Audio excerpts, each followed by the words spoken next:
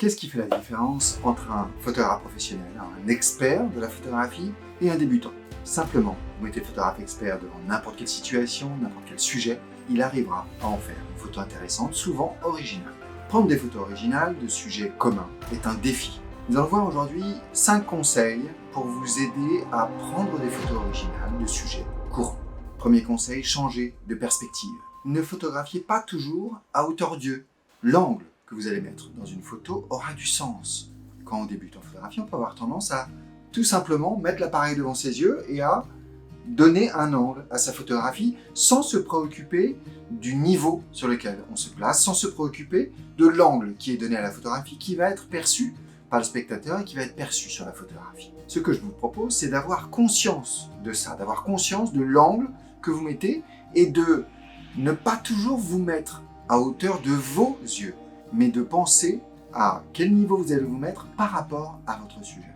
Vous pouvez aussi changer littéralement de perspective. Au lieu de prendre une photo de face et tout droit, essayez de prendre la photo de haut, de bas. De la même manière, essayez de voir les perspectives, les lignes de fuite et d'utiliser les perspectives en créant des formes géométriques dans vos photos. Par exemple, vous allez vous rendre compte que si vous vous mettez au sol, au niveau du sol, les perspectives vont s'accélérer, vont être plus marquées sur vos photos. Dans votre composition, vous pouvez également essayer d'utiliser ces lignes de fuite en plaçant les lignes de perspective de manière à ce qu'elles arrivent dans le coin de votre image. Ça va également donner de la force à votre composition. Enfin, vous pouvez utiliser la perspective qu'on appelle foreshortening en anglais. Cet effet peut être utilisé pour mettre en valeur un sujet unique ou pour créer une image assez dramatique. Deuxième conseil, expérimentez avec le cadrage. Le cadrage, ce que vous mettez dans le cadre, c'est l'art de décider quoi inclure et quoi exclure de votre image. En jouant avec le niveau de cadrage, vous pouvez créer une image qui met en valeur certains éléments et qui en masque d'autres. Par exemple, vous pouvez utiliser un cadrage serré pour mettre en avant un détail spécifique ou un cadrage large pour capturer une scène complète.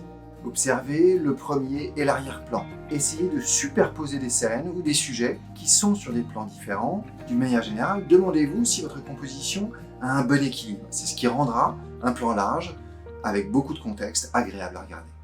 En travaillant plan large, plan moyen, plan serré, vous allez pouvoir, à l'édition, plus facilement raconter une histoire en montrant différentes valeurs de plan. Troisième conseil, observez la lumière. La lumière peut avoir un impact extrêmement important sur l'ambiance et l'émotion de votre photo. Essayez de jouer avec les lumières naturelles en prenant des photos à différents moments de la journée. Fan Ho était un photographe célèbre pour son utilisation de la lumière dans ses photographies de rue. Né à Shanghai en 1931, il a grandi à Hong Kong et a commencé à prendre des photos à l'âge de 14 ans. Sa passion pour la photographie l'a conduit à devenir l'un des photographes les plus respectés de sa génération et ses images ont été publiées dans de nombreux magazines et exposées dans le monde entier. Observez bien comment, dans ses photographies, Fan Ho utilisait la lumière de manière créative pour mettre en valeur son sujet et créer une ambiance dramatique.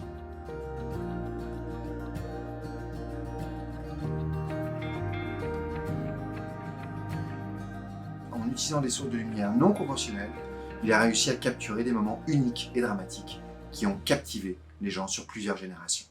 Quatrième conseil, soyez créatif avec l'ouverture. Utilisez une grande ouverture pour créer des flous d'arrière-plan.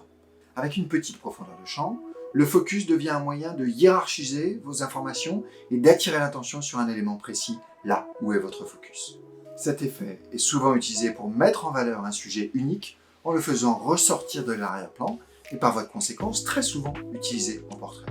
Si vous voulez que toute votre image soit nette, utilisez une petite ouverture, un f-stop élevé, f11, f16, f22. Cela va vous donner une grande profondeur de champ, ce qui signifie que tous les éléments de l'image seront nets. Cette manière d'utiliser la profondeur de champ est naturellement souvent utilisée pour des paysages, pour des scènes de nature où tous les éléments sont importants dans votre photographie. En réalité, vous allez vous rendre compte que la profondeur de champ n'est pas seulement dépendante de l'ouverture que vous allez utiliser. Vous pouvez expérimenter avec la distance avec votre sujet. Plus vous vous approchez, plus votre profondeur de champ sera réduite. L'utilisation de l'ouverture, c'est bien sûr une des bases de la photographie. Et je vous propose de l'étudier aujourd'hui avec quelques photographes qui sont des grands classiques du portrait et du paysage. Par exemple, les portraits de mode de Peter Lindbergh sont souvent caractérisés par un flou d'arrière-plan qui est assez dramatique et qui va mettre en valeur le sujet principal.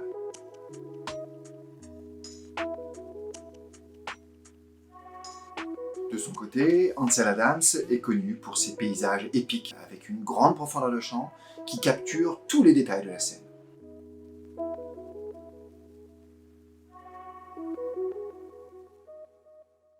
Cinquième et dernier conseil, expérimentez avec la vitesse. Essayez d'identifier le mouvement de vos sujets dans vos photos. Lorsque vous utilisez une vitesse d'obturation lente, votre appareil photo reste ouvert plus longtemps, ce qui vous permet de capturer des mouvements fluides d'un sujet en mouvement. A l'inverse, utilisez une vitesse d'obturation rapide pour figer un mouvement. Il va être important de faire très attention à votre composition et de bien choisir le moment que vous allez saisir. De manière générale, expérimentez avec des valeurs de vitesse également intermédiaires. Vous allez pouvoir obtenir des effets intéressants, par exemple en suivant vos sujets, en créant des effets de filet. De grands photographes célèbres ont utilisé la vitesse d'obturation de manière créative dans leurs images. Les deux exemples que je vais vous prendre sont là aussi des grands classiques.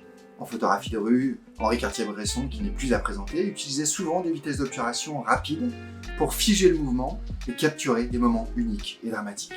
De son côté, le photographe de paysage Michael Kenna utilise souvent des pauses lentes dans ses paysages pour créer des effets étonnants.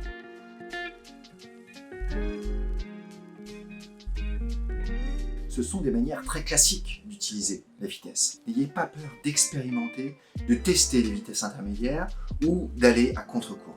N'oubliez pas que la pratique est clé pour améliorer vos compétences en photographie. Alors prenez autant de photos que possible. Par exemple, choisissez l'une des pratiques que je vous ai proposées ici sur une ou plusieurs sorties photos pour vraiment progresser sur cette technique, sur cette pratique.